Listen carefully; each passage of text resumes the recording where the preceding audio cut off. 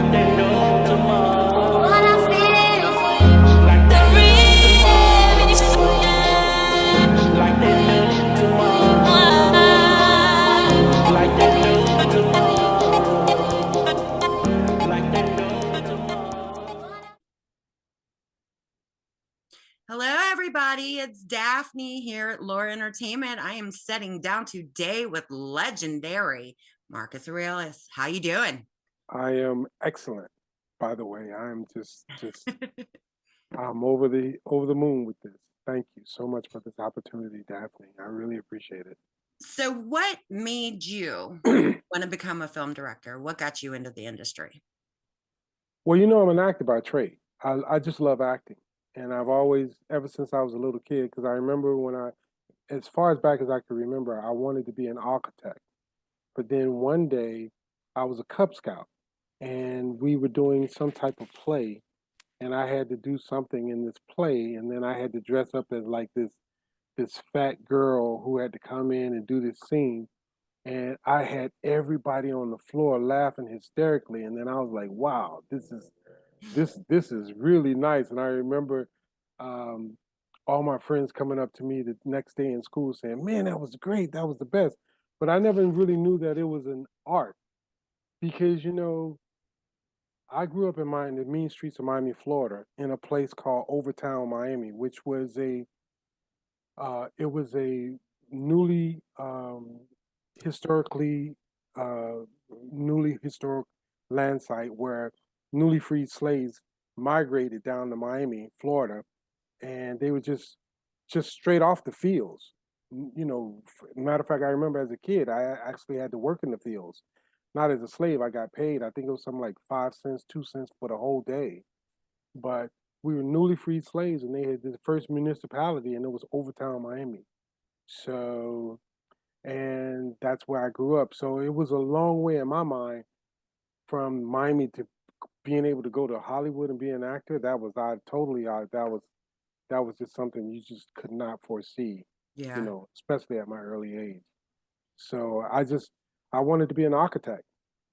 I was going to concentrate on that prior to that, but then after I got hit with the bug, and then someone said, "Hey, you know, you could do this as a career," and I was like, "What? What's a career?" You know, so that's how the whole thing. And then I started acting, and I started doing plays, and I was doing everything. I didn't. It didn't matter what kind of play it was. You know, I would do. I remember even doing like Shakespeare, and I remember doing all this stuff. I couldn't really understand Shakespeare, so I used to get up there and just mouth the words. I had a great memory. I would get up there and do the whole scene, and people would say, "Wow, that was great," and I wouldn't even know what I had just said. I'd be like, "Yeah, oh yeah." People would ask me questions. What do you think about this? I was like, do y'all have any popcorn?" You know, so it was like that. Can you still draw? Draw like artistry? Yeah. Yeah. I can still draw, but I'm not as good as, you know, even when I first started my first architectural class, I mean, there was really no drawing to it. It was just all a bunch of straight lines and rulers and stuff. And it came down to math and, you know, really math and straight lines. So it was like, there was nothing exciting about it. And I remember thinking, oh man, this is going to be boring, you know? It sounds great though, an architect, you know? But then when you get into the root of it, it was like, I don't know if this is what I want to do. So when I got hit with the acting bug, oh, do you? You Hell draw? no. I cannot draw. I tell everybody my daughter is the artist. I'm like, I can draw stick people and I can draw balloons and math. I hate math. So that career would have never worked out for me. Yeah, well, so it didn't work out for me either. But I love drama, and then when I got into drama, I was doing it, and then I had become so well known for it that even in elementary school, there would be teachers that would come from other schools and say, "Hey, I heard about the student. Da da da da da. Can he do something for my class?" And so I used to travel around Miami at the local schools, and we used to do plays. And we used to do them in this Scope magazine. There used to be a magazine that we used to get called Scope, and inside Scope there was always some little small little play that you would do, and then they would go in there and they would cast me as the lead, and then they put a bunch of other people around me, and then we would go in from different schools and stuff and do little short plays, just long enough for like about less than an hour for an assembly, you know. Yeah. So that's how I became a lot of, a lot of the notoriety. And then that's how I started. So what's the favorite movie that you have actually filmed so far? That I filmed Mhm. as an actor or a director, because Either. my favorite movie that I did as an actor was I did this small film for Roger Corman, and it was my very first starring role. And I had done a lot of films up until that point, but when I got to this film, it's a film called Full Contact, and they were looking for the lead actor. And I was still doing a lot of little plays around LA. I was doing commercials. I was doing little small bit parts and stuff. So I went in to read for this director, Rick Jacobson, and he was doing this film for Roger Corman, and it was for the lead. And it's funny because I used to go on these auditions and I would run into people who would later become big stars, but at the time we were all really unknown. Yeah. And I went in there. Michael Jai White had came out. He was dressed as a character. I didn't.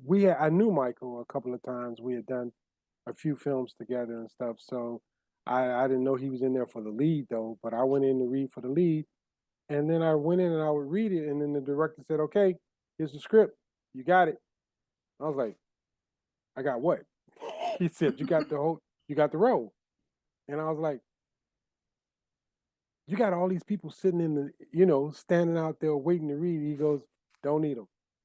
I've already read everybody. You're the first person that came in that got what I was doing."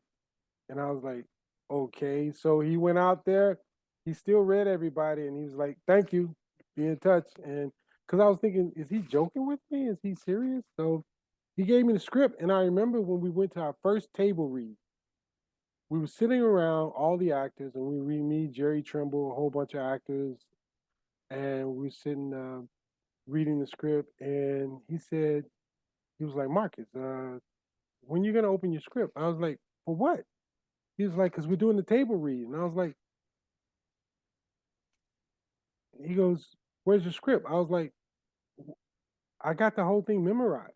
And he was like, "What?"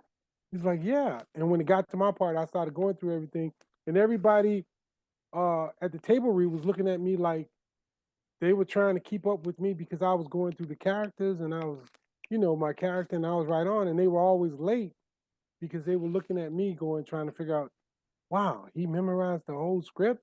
So, and what it did is it always let me know that you always had to be prepared. I was just listening to T.I., the actor T.I. I just saw him on, he was talking on, I think it was on TMZ. He said that he went to the table read and everybody was doing it, and he got to him, and Morgan Freeman was on the film with him. And Morgan Freeman stopped the whole thing and said, "Hey, dude, you're not ready. He needs to get out of here. He needs to be fired. You got to be ready." And that's one of the things that I've found, that a lot of people want to be an actor. They don't want to be an actor. They want to be stars. And that's the issue. That's the challenge. And you're like, dude, no, you got to come, you got to be prepared. You got to have some real talent. So that's one of the things. You just have to be prepared no matter what you do. I don't care. I've done a lot of jobs in my lifetime. I was a janitor, I was a cook. No matter what I did, I was always the best at it. Even when I was a limo driver, I was the best limo driver. And they would say, "Oh, we want Mr. Daniels." I remember I drove Eddie Murphy, and they were like, at one point, they wanted me to come and work for them. And I said, "Dude, I'm not really a driver. I'm an actor who drives. I'm not a driver who." What did Eddie say? "No, you're a driver who acts." I said, "No, I'm an actor who drives, but I'm gonna be an actor. That's what I want to do." And Mr. Murphy was the perfect gentleman. I mean, really, really, I have nothing but praise for that. I love that guy. He is so he's why he's where he's at because of who he is. He's a really, really solid person. Even before you get to the comedian part, he's a real human being, a real gentleman. I took a lot of, I got a few pointers from him. He was a very, very good person. So I that was definitely, that. I like Eddie Murphy. He is funny. Some of the stuff I watched Coming to America last week, and even though that movie is like older, it's still, you still crack up at the movie. It's he's just the I'm sorry, I'm turning that off. You're fine. That's my I'm diabetic, so I got one of those things in my arm that Oh, alarms when it gets too high or too low, or it loses the signal on your arm. So I just turned it off. It just lost the signal, but that's okay. well, we But want to anyway, make sure you're okay. oh yeah, I'm fine. I'm fine. Okay.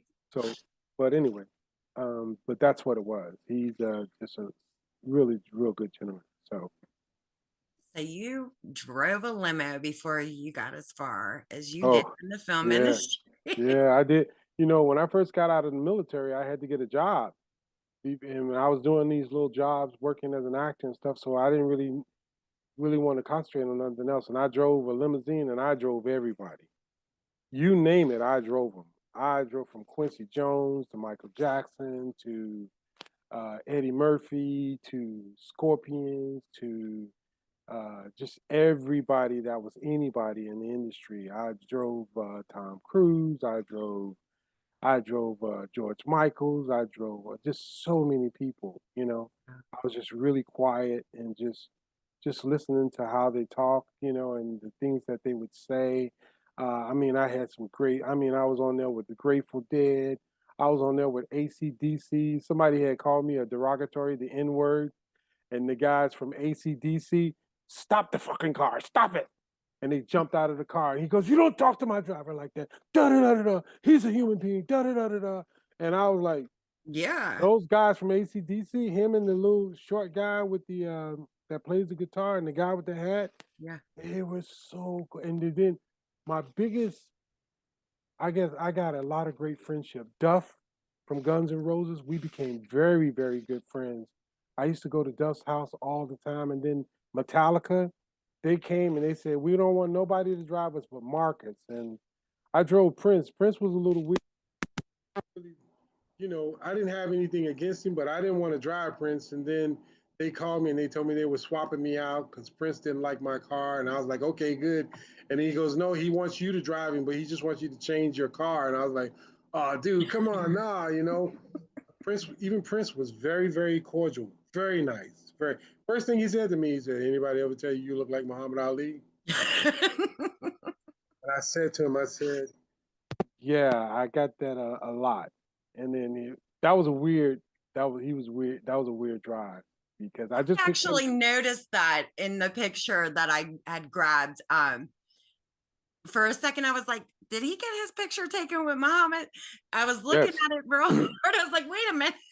I got the greatest Muhammad Ali story. It's a little lengthy, but basically, we just went up to Ali's house and told him we were from Miami, and he said his people said, "Who are you?" And we said, "Well, it's Marcus and Kevin, my brother Kevin Wilson, Flips, my other brother." We went up there and we Marcus and Kevin from Miami. And the guy said, "So where y'all?" Well, we didn't use Pop's name or nothing. We just went there and he said, "Come on in," just like that. And we ended up spending the whole day with him. He was so it was something right out of a dream with Muhammad Ali. He was showing us tricks and stuff. And so later on, we were like, "Well, hey, listen, champ, we got to go, man, because we hadn't eaten, we were hungry." And the champ said, "Hey, don't worry about it." This is when he had a little bit of his faculty. He ordered food and a whole smorgasbord of food, and we had to stay there. We got there at his house probably around 11, 12 in the afternoon. We didn't even leave till about like maybe 10 at night. Wow. So we spent the whole day with the champ. He was incredible. I really wish I could get into it with you about it, but it was little stuff like that that you learn from people. You just like, wow. I love people who are down to earth. I mean, that's how I am. And I was told that about Michael Jackson, that he's grounded too, because I manage it's one of his cousins, actually. He's a singer. And he was telling me about him. And he did, I guess he helped him with a song, is what he had told me. And I was like, I like people who are down to earth, where they're just like, come on over, we'll have a couple drinks, couple meals, hang out. But then some, like we were talking about earlier, some people lose focus of that. And like you said about the guy speaking to you the way he did when, you were driving a limo. Yeah. I mean, Yeah, you're a human being. People forget where they come from. And they do. They do. And I'm gonna tell you something. I've had a storybook life because I was born in Miami, over town, and then we moved to a place called Launchmont Gardens, which was a housing projects in Yeah. Florida, and that's where I met my future brothers, David and Kevin Wilson, who happened to be the sons of Flip Wilson. At the time, I didn't really know. I mean, I knew who Flip Wilson was, but I had no. You see these guys, you don't know that that's his sons and stuff. So, but we all became good friends. And what happened was every summer they would leave and go be with their father in LA, and I would be in Miami. And then we had gotten so close that this one particular summer when they left like I think on a Wednesday to go be with their father for the summer. And then I'll never forget, it was a Saturday morning and the phone rings. And this was in 1970, I think it was. And I answered the phone. We had that black locker phone with the rotary dial and stuff. And it was on connected to a long line that went through all out the house. There was no cordless or none of that crap or none of that. And so I answered the phone and he said, Marcus. And I said, David? He said, yeah, man, yeah. He said, I said, y'all back? He said, no, man. I said, well, where you at? He said, I'm in California. I'm calling you from California. That was like, what? That was like, probably at that time, it was about $10 a minute in 1970, 69, 70. That was a lot of money. I was like, you calling me from where? And I'm looking at the phone, and he's like, I'm calling you from California. He said, hey, hold on. Somebody wants to talk to you. And this guy gets on the phone and he goes, hey, buddy, my kids have been talking about you, my daughters and my sons, and they're crying and they talk about you. And I just wanted to know, who are you? And I said, now I hear him and I have an idea, but it hasn't really hit me yet. And so he said, well, this is Mr. Flip Wilson. And he said to me, he said, hey, I just want to know, have you ever been to California? And I said, well, I ain't never been nowhere. He said, is your parents there? And I was like, yeah. And he said, who's there? And I said, my mom. I live with my mom. And he said, yeah, let me speak to your mom. So I go, okay. So I take the phone, and my mom was giving my other brothers and sisters a bath. And I walked into the bathroom with the phone, and I said, Mama, Mama, Mama. And she goes, what, boy, like that. And I'm like, Mama, it's Flip Wilson. She was like, what? She snatched the phone. She said, who is this? And then you can hear him on the phone. And then she hung up the phone. And she was like, boy, ain't no goddamn Flip Wilson. No, don't be playing with. Then my mom was, she was like that. And I was like, that was him.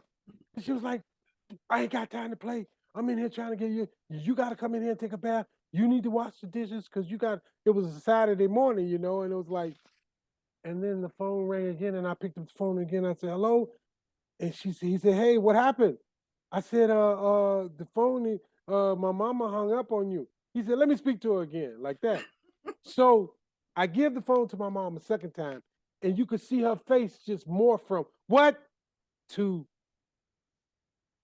she started realizing, because back then the Flip Wilson show only came on once a week.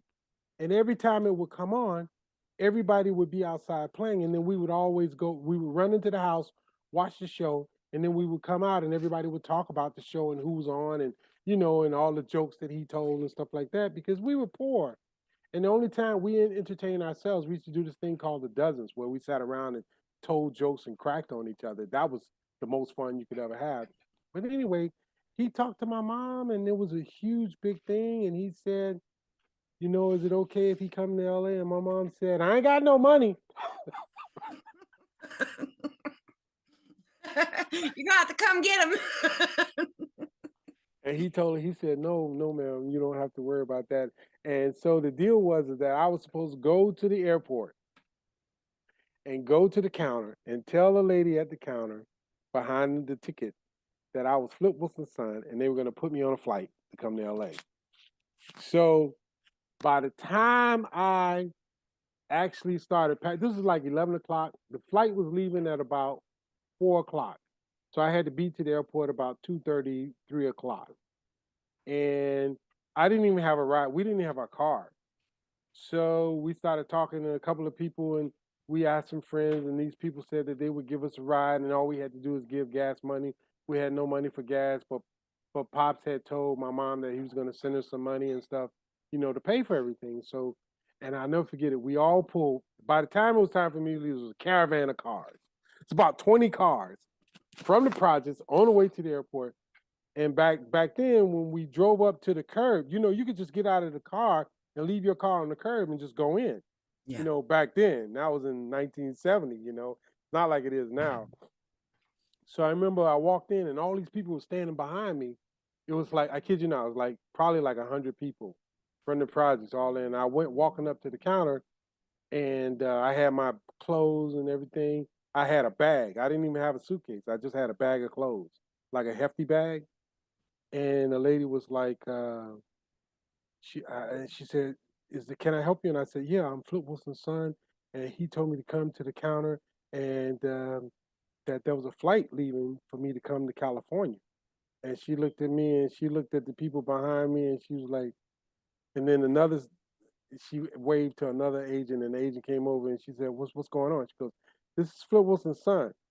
He said that Flip Wilson called him and told him that there's a flight leaving, and that he's got a flight that's going to be leaving, da da da da da. And I was standing there looking, and then the lady said, what's your name? And I said, Marcus Daniels. She says, not Wilson. I said, no, ma'am, it's Daniels. So she says, okay. So she's going searching, Then the other lady's searching. They're both searching, and they're going typing it up. And she said, I'm sorry, I don't see your name.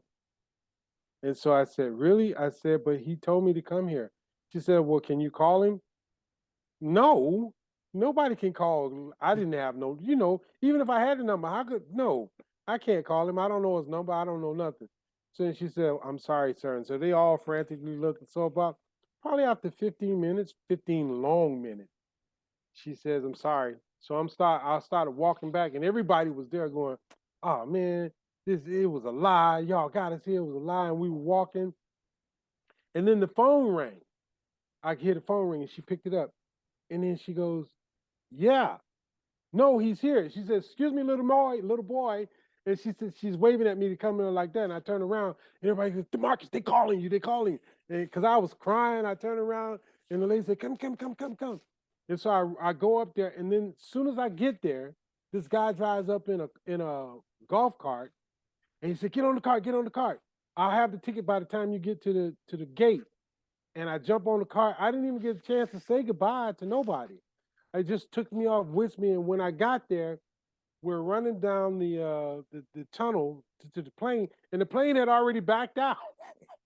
Oh gosh. It had backed out, and I'm sitting there, and then the lady waved for the flight to come back, and it comes back, opens the gate, and I go in there, and I'm the only person on the plane. Everybody else is sitting in the back. But what it was is I was the only person in first class. There was nobody else. So I had like these 6 flight attendants, and back then they'll give you what you want, Yeah. They were bringing me steaks and shrimps, and I didn't eat that kind of stuff. I wanted like grits. I was like, y'all ain't got no grits. On the plane. Excuse me. Right. Can you fry that up for me? Right. So on the whole flight, we get there and we land, and when I'm coming off the plane for the first time in LA, I'm looking down the thing where you get off the plane, the long tunnel, and all I see is Asians, or what we used to call Chinese people. I see all these Chinese people. I don't see no blacks. I don't see no whites. Just all Chinese people. Then all of a sudden, the head sticks his head around the corner and says, Marcus. And it's David. He said, come on, man, hurry up, man. They're attacking Pops. And so I'm running through the airport with David, and we're all running, and I get there, and Pops is there. He's got on no shirt. This woman snatched off his shirt and everything like that. He says, come on, we got to go. So we're all running through the airport. I'm running through the airport, and people are snatching and grabbing at him, and then they're snatching and grabbing at me, and I'm like, I just came from the projects, right? So we get to the car, because Pops left his car at the curb, and we get there, and the police are there and everybody like that, and they're going to give us an escort so we can leave out of the escort, because there's a bunch of cars, and they're asking for autographs, and Pops is signing autographs, and they take my bag of clothes, and they throw it in the trunk, and we get in the car, and it's a convertible Rolls Royce, right? And so we're driving down the streets, and the first thing I noticed that it was cold. Now it's the summertime, and in Florida it's hot, but this is the first time you could feel that it was really, really cold. And we get in the car and we're driving down the street. And David said to me, he said, "Champ," because that's what they used to call me, Champ. Champ, uh, what do you think about this car? And I looked around at it and I said, "It's nice. It ain't no Cadillac, but it's okay." And I'm riding in a convertible Rolls Royce. And Pops dies laughing. And I'm trying to figure out why everybody's laughing. That was my mindset. You know, it ain't no Cadillac. But and Pops was laughing so hard. He was just laughing. It was just, and then you got to understand that I literally went from rags to riches because I'm living in this house, this $5 million mansion on the beach in Malibu the next day. And then about a week later, we're walking down the beach and I see Michael Jackson. Then all of a sudden we befriend each other. We became good friends. And I would call my mom and tell them what was happening. Nobody believed me. No, they, boy, shut up, click. Really? So that was it. All right, then I'll call you back. Yeah. They would hang up on me. I would call and tell them I was with Michael Jackson. They were like, that ain't no damn Michael Jackson. Hang up. And they hang up. Really? It was like that. Crazy. Okay, so describe what movie changed your life. Oh, it wasn't just one. I grew up next to the Capitol Theater. And the Capitol Theater it was like probably less than 50 yards from my house. Because I lived in these two apartment complexes called Goodbread Alley in Overtown. And in the middle, on the side, was the Capitol Theater. You could literally throw a rock from my front door and hit the Capitol. But we used to, when we left to go to school, we would walk down off the apartments and walk through this alleyway, and the Capitol was on the right-hand side, was one of the buildings. And I used to walk right in front of the Capitol Theater. And so I used to go in there every day. And at the time, a movie was like, I think it was like 10 cents. And I remember when it went up to 15 cents, everybody lost their mind. What? 15 cents? That was a lot of money back then. And it was tough for me. You know, I used to have to throw papers and stuff like that to raise the money because we were poor. We didn't have any money, you know. So I remember the guy was cleaning the front. And so I came by there and I started helping him clean the front, you know, just helping him clean the popcorn and the French fries. That was the big thing. Popcorn wasn't as popular as French fries at the Capitol Theater. French fries and a Coke was the big thing. So I was helping him clean the French fries. And then the manager saw me. He said, "You the same young boy that be in here every day watching the movie?" I said, "Yes, ma'am. And I was wondering if you can just give me a discount. Instead of paying 15 cents, maybe I could pay 5 cents or whatever." And she said, "I tell you what, I'll let you come in here for free if you would just help clean up." And I said, "Okay." So I started getting so good at it being a janitor that she said to me, "Well, if you can come in here in the morning and clean up, and then when you came from school, brought the keys back," and they gave me the keys. I had the keys to the theater.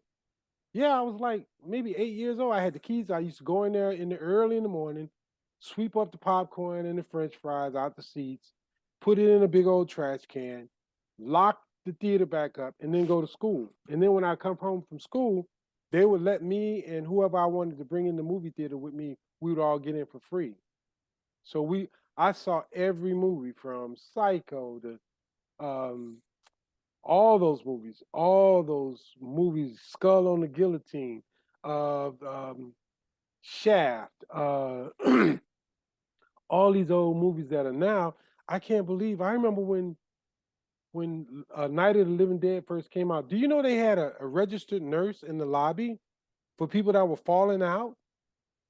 People Because that of were that fainting. movie? Yeah, people were fainting, and they had a registered nurse in the lobby taking care of people. And I used to have to go to the nurse and, "Do you want anything to drink?" Da da da da.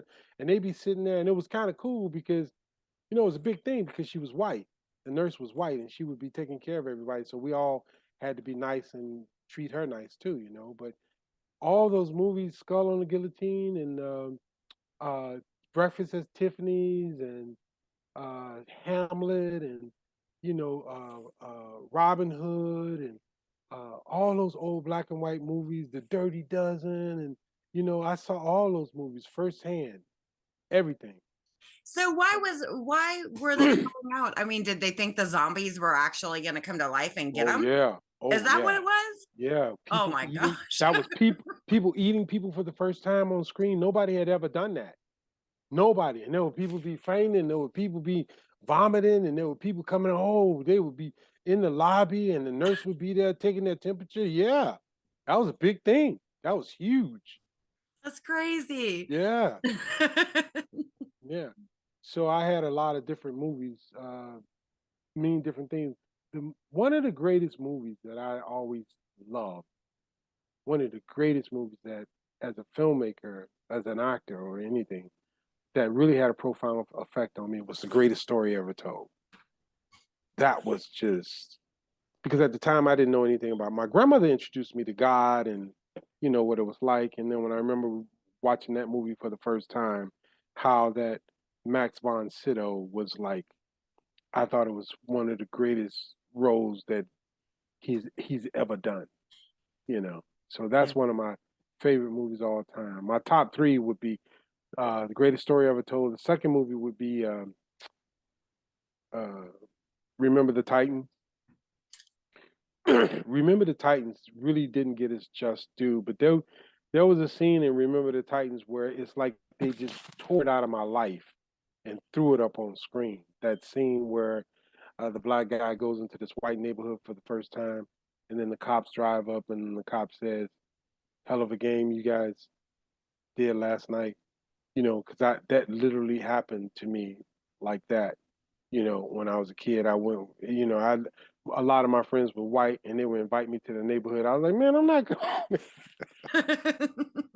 No, man. In Florida, that was a big thing, in Miami. I mean, I remember the Green Book. There were places that you could not go. If you were leaving Florida going to like Georgia or Alabama, they gave you the Green Book.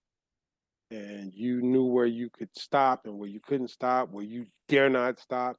And there were certain areas and neighborhoods that you knew you couldn't go there. As a matter of fact, where I lived in Launchmont Gardens, we used to have to cross a bridge to go to school. And the bridge separated the white neighborhood from the black neighborhood. And they used to lock the gate every night. As a matter of fact, I got a big scar in my heart because Flip, Kevin and David, they lived on the other side. And I was crossing that bridge one night and it had been raining and I slipped and the thing pierced my heart right here. The scar, big scar right here in my chest. It's still there. And that gate is still there. They still lock it at night, separating the black side, even though everybody on the other side now are affluent blacks also, but they still got that same gate. Now? Right now in Launchmont Gardens in Miami, Florida. Somebody you needs go to go there, tear that down. it ain't gonna tear it down. It's just it's almost like it's like a part of it's a mentality thing. Everybody knows because they used to keep us out of there after sundown. They locked that gate, and the whites in El Patel, they didn't want none of them black folks from the projects coming into their neighborhood. And it's still there now. We used to at Horace Mann Junior High School, we used to walk across that bridge every day. And if you didn't want to walk across the bridge, you had to walk all the way around the canal to come back and get to the project. That was a long walk too. So but after I got stabbed in the heart, I used to make the long walk around because I couldn't take two of them stabs, So. Good Lord. So what kind of advice do you have for kids today or even adults today that are like aspiring, to be in this industry, filming? I say do your homework. Because I meet a lot of people. Like I was listening, I even saw Will Smith talking about everybody. They sit in the movie theater and they say, "Oh man, I could do that. Oh yeah, I could. I mean, I could go up there. I could do that." And it's much more to it than that. They fail to realize that you're probably on set. It's probably 3 o'clock in the morning. It's cold, and you're miserable. You haven't had any sleep, and you got to go on camera, and it's got to be like just 1 second from the last time you were there. You have to be prepared. You have to go on that set and you have to. The thing I love about directing writing and directing, and I see it differently now as an actor, because as an actor, I was just a brush. I was the if an artist was painting a mural or a picture, whatever, I was that brush that he was sticking to that paint and take the paint and poke. I'm not that no more. I'm the artist now. I'm the director. I'm the producer. I'm the writer who puts the whole composite together.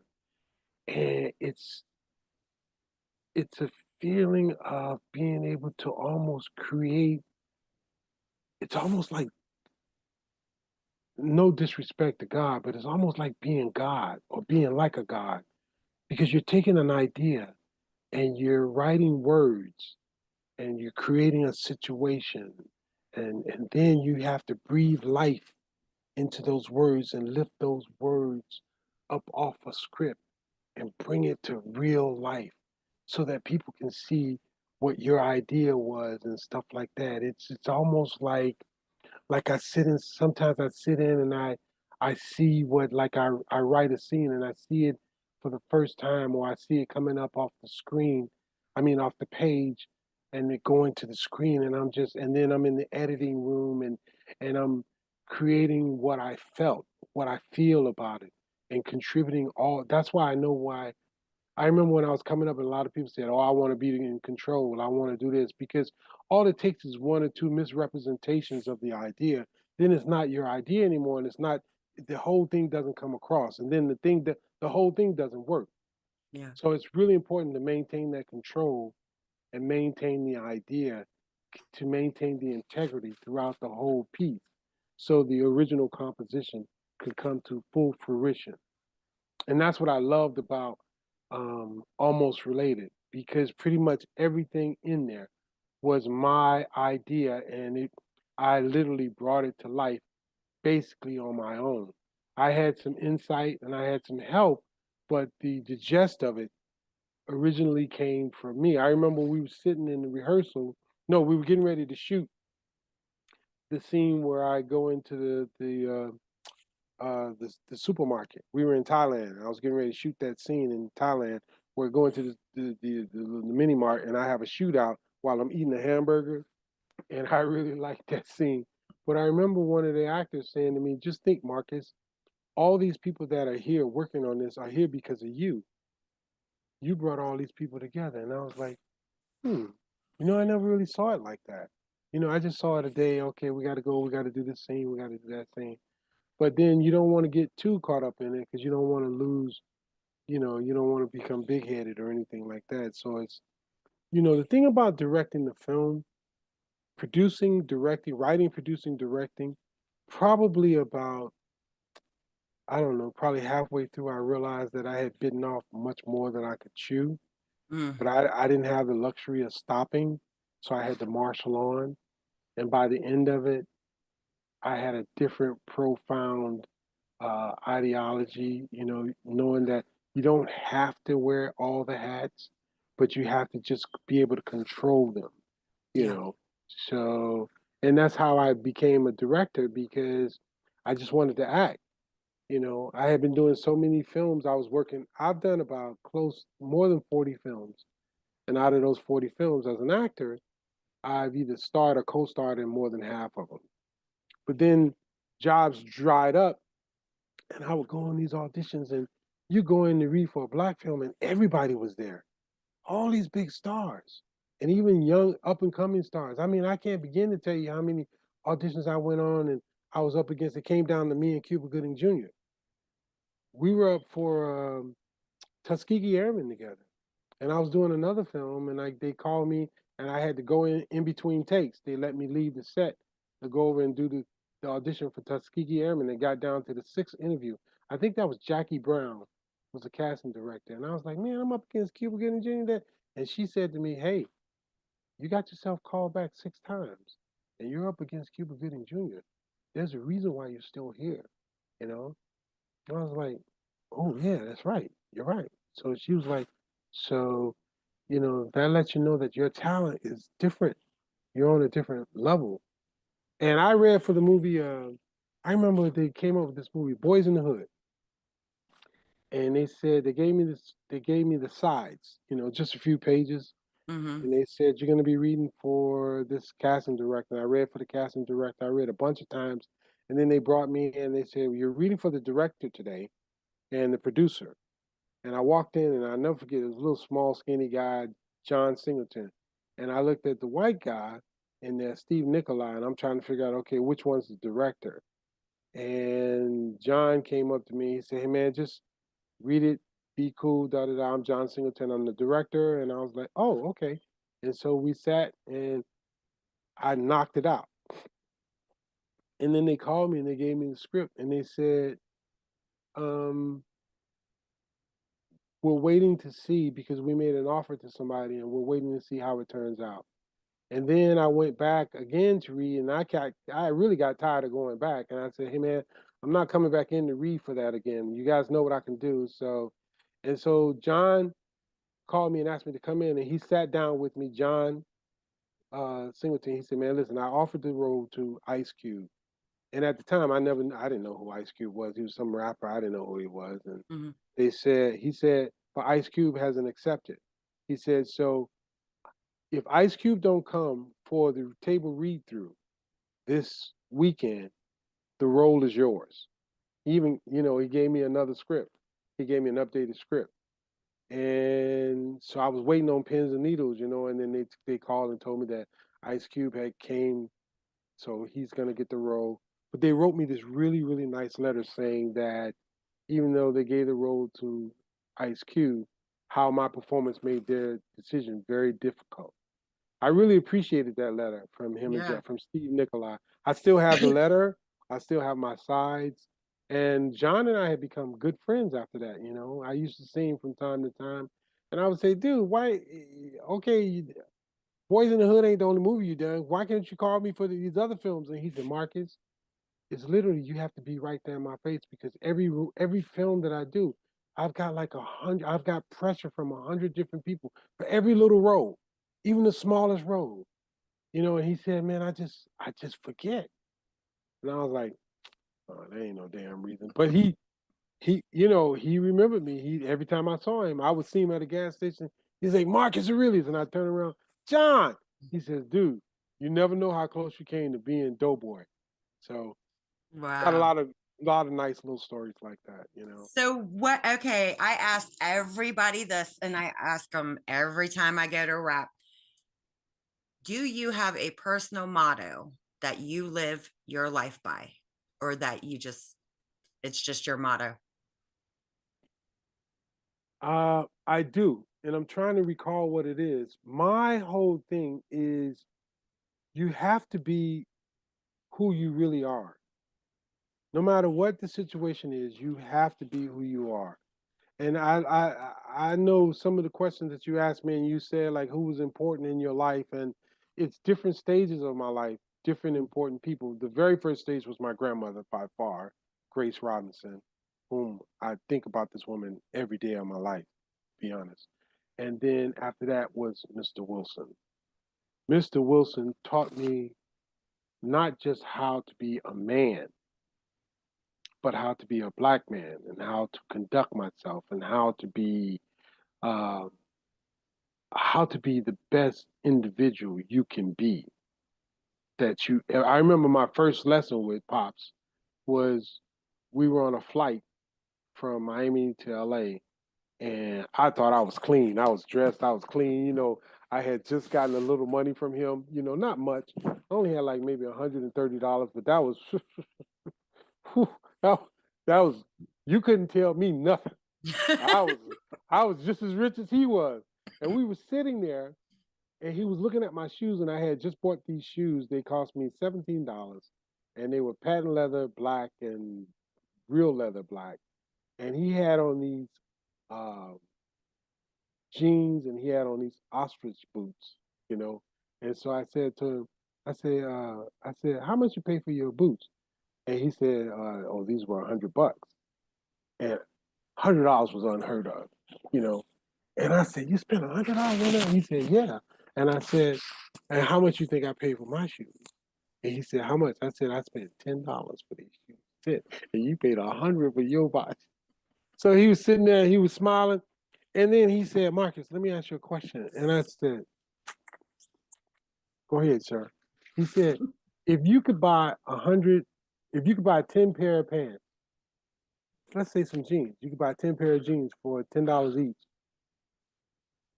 or one pair of jeans for $100. Which one would you buy? I was like, what? That's easy, man. I'd pay $10. Do you get 10 pairs for $100 and one pair? He said, yeah, that one pair that you buy for $100 will last longer than all 10 of those pairs of jeans you had. And then when he said that, I started to realize that the stuff that I used to buy, it was always cool at first, but then they would start tearing and then they would break and then stuff would pop off and buttons would pop off or, whatever. And I started saying, oh my God, you're right. And he said, so what do you think now? I said, I think the thing that I have to think about is how do I get those $100 pair of jeans for $10? And he said, shit, like that. Pops was like, because Pops, two things he told me. I'll never forget one day he was fussing at us, the boys, because he said, hey, if one of y'all mess up, all of y'all mess up. So y'all better look out for each other. One of y'all screw up, all y'all screw up. Mm-hmm. And we were in Vegas. And I kept telling the boys, hey, don't go to MGM Grand. We were at the Grand, and they wanted to go to Caesars and gamble. And we weren't old enough to gamble. We were young. And so they would say, hey, we're going over to Caesar's Palace and we're going to gamble. And I was like, dude, y'all can't do that. Y'all going to screw it up. Pop's going to be mad. He going to find out. And they was like, you coming? And I was like, nah, man, I'm staying here. And so the next morning, we sitting there at breakfast and Pop goes, I got a call from Caesar's Palace. Oh man, they're serious in Vegas. I grew up there and I put a quarter in a slot machine at a young age, and those security guards ran over and they was like, we will take your parents to jail.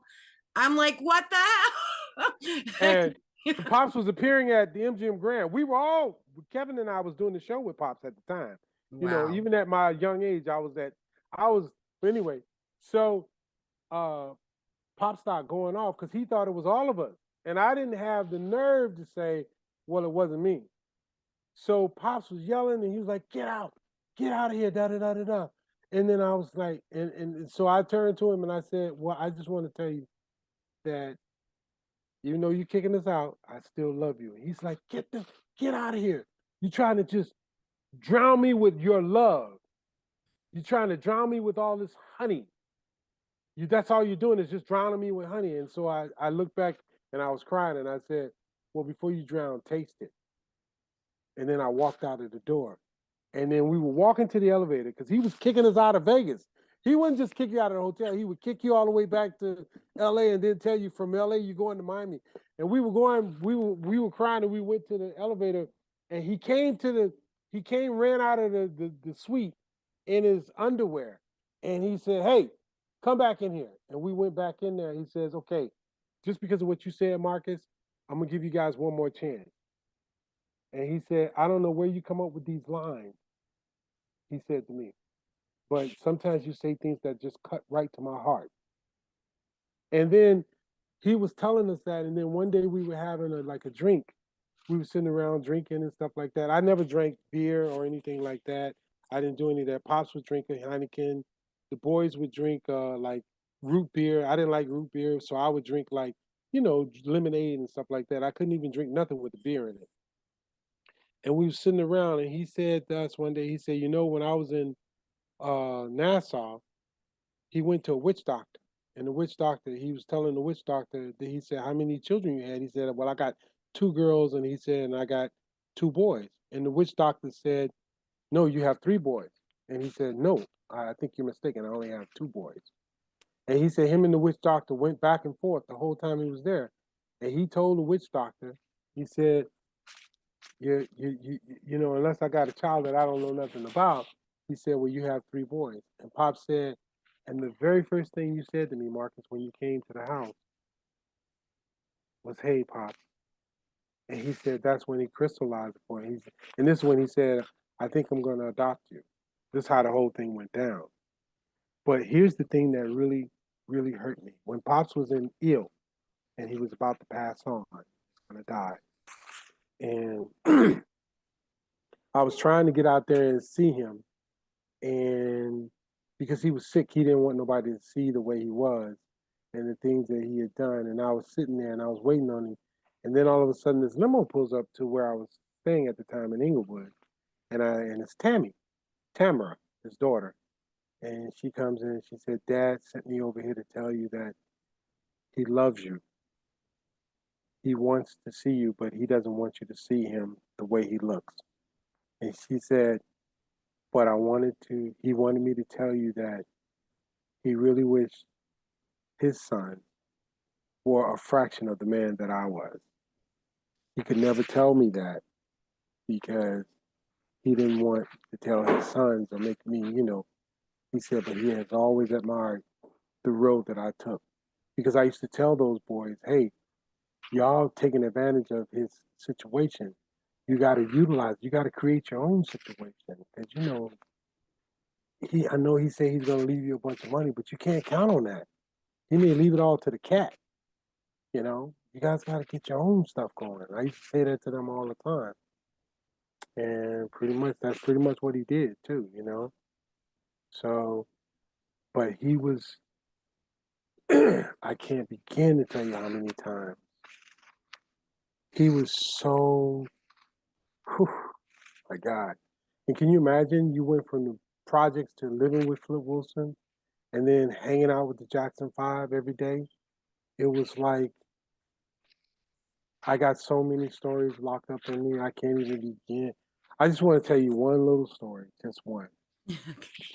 We were hanging out, Michael, every day. We wake up, we would call Jermaine, and Jermaine would call us. What y'all doing? What y'all doing? We just going, y'all coming down here, or we gonna come down there? I said, well, Pops wants to go to the Renaissance Fair, so we're gonna go to the Renaissance Fair. So Michael goes, ooh, I want to go. So Michael comes down to the house. We go down to meet Michael, and we get on the 10 speed. And we're up and down Pacific Coast Highway on 10 speeds, me, Michael, and Kevin. So we drive down to the house, and then Pop says, we're going to go to the Renaissance Fair. He says it officially.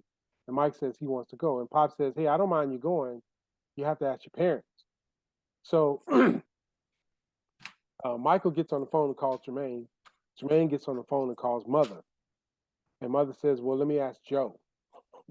So Joseph Jackson gets on the phone. Yeah, tell Flip that if he wants Michael to go with him, he's got to get security. So I'm like, okay, I'll call you back. So I go to Pops, and I said, he said, what they say? Can Mike come? And I said, well, Joseph, who Mike's dad, Joseph said that Michael can go, but you got to provide security. And Pops says, what? I ain't providing no damn security. If Mike want to go, he can go. But, no, we ain't going to be no security. It's just going to be us. We got 2 limos, the girls going first, and we'll come behind the girls in our limo. And he said, I know Michael's a little star and stuff like that, and there'll be girls there, and it'll be like, ooh, Michael Jackson, not up. And then Pop says, but when they see me, it's all over. So then I called back, and I said, Mr. Jackson, Pop said that Michael can come, but he's not going to provide security. So then Joseph goes, he can't go. So then you can hear Miss Jackson, she says, Joe, let the boy go. You're always complaining he ain't got no friends, da-da-da-da-da, let the boy go. And so Jermaine was like, he was waiting on the other phone, because we had like one phone, but like 6 different lines. You had to do the punch buttons and punch, and Jermaine was on one. And I was telling Jermaine, hold on, your dad's on the other one, and, da-da-da-da-da. So then finally George said, all right, he could go. So Pops said, da-da-da-da-da. So we wanted to go, but we never thought about it. Michael had been at Jermaine's house, but Michael didn't have any clothes. He had clothes to hang out or something, but he didn't have nothing to go out in. And Pops had taken me shopping, and he took all my clothes in the bag and put them and donated them all to charity. Then he had Betsy Kahn, his secretary, took me into Beverly Hills, and they spent $5,700 on a whole new wardrobe, from everything from shoes. And a brand new Toyota at the time was $2,700. That's to let you know how much money he had spent on me. Wow. So I had all these clothes. So Michael was like, I ain't got no clothes. So I said, Mike, hey man, come on up in the room. I got something you can wear. And sure enough, even though I was bigger, even then I was bigger than Michael. But Michael went up.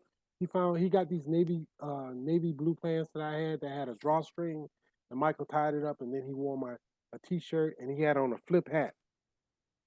So we all go to the Renaissance Fair, and we're all in the fair. We get in the limo, and we get in the car, and then Pops asked us to step out of the car a second because he wanted to talk to somebody by himself first. And so we get out of the car, and we're walking through the Renaissance Fair. We didn't walk away too far, and the girls saw it. It's Michael Jackson. It's Michael Jackson. Da, da, da, da.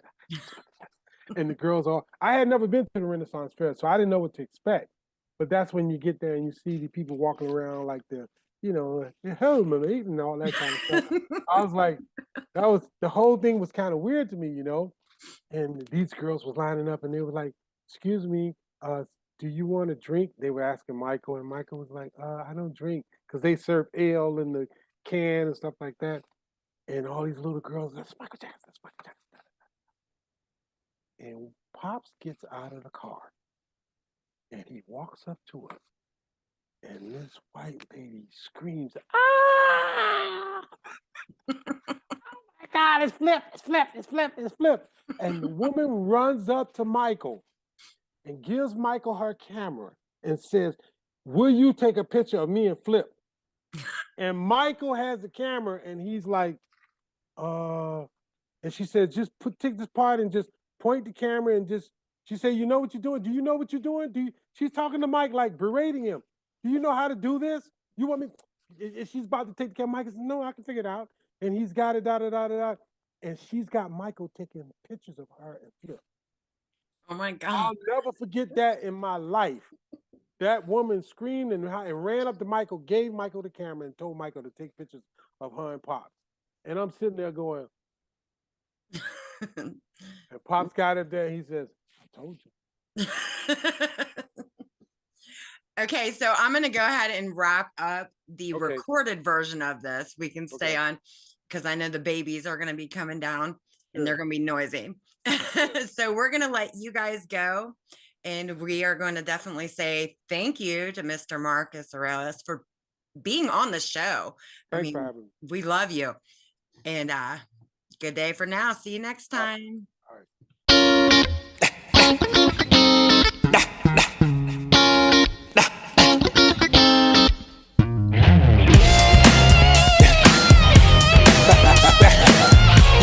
Yeah, it's over, baby. You said that you love me, you said that you care, you say that you will die for me, girl, but you know that just how that. I don't care what you say, I don't care what you do. No need to look to your left, girl, cause nothing belongs to you. Now you try me, you know you can't run them games on me. Now you creeping, I saw you stepping out with that G, yeah. Say what you wanna say, do what you wanna do, play how you wanna play. It's over, it's over, it's over, it's over. Say what you wanna say, do what you wanna do, play how you wanna play. It's over, you know it, you know it. No more playing with my mind, no more wasting all my time, no more telling all your girlfriends that you're spending every dime. You know you don't get nothing from me.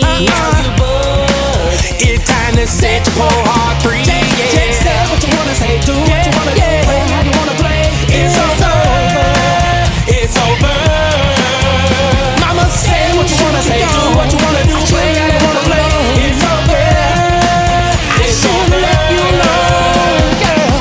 I ain't gon' help your ass. No, you by yourself. I ain't gon' help your ass to the contemplate it for you spell. She call me father, calling me a truly bled. But let me know lifestyle, top shelf. With me no ordinary chicken, create a eagle net. Okay, wear the pants down, so don't be the dread. Say what you wanna say, do what you wanna do, play how you wanna play. You know it's over, it's over, you know it's over, it's over. Say what you wanna say, do what you wanna do, play how you wanna play. It's just a mistake, it's just a mistake.